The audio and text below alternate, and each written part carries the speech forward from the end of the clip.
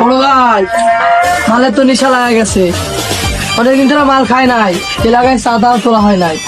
চলে না চাঁদাবাজি কইরা আসা মাল খায়, খুব নেশা লাগা গেছে। বহুত দিন ধরে মাল খাওয়াই নে রে, তুই কি কইছস? ল আজকে চালু করবো এলাকায়। ওই এলাকায় ঢুকছি, চাঁদা দে, চাঁদা চাঁদা দে, চাঁদা দে, ওই এলাকায় ঢুকছি। চাঁদা দে, চাঁদা দে। এই, এ বাড়িতে ঢুকে চাঁদা লাই। এই, বাড়িতে আসো। এই, গেট খোলো। এবার চাঁদা দে। কিসের চাঁদা? এ বেটা, আমার 1000 টাকা চাঁদা দিতে হবে, তো তার সাথে তোরা ফিনিশ করে হারাবো। বেটা চাঁদা দে, বেটা কথা কস কে তো? ল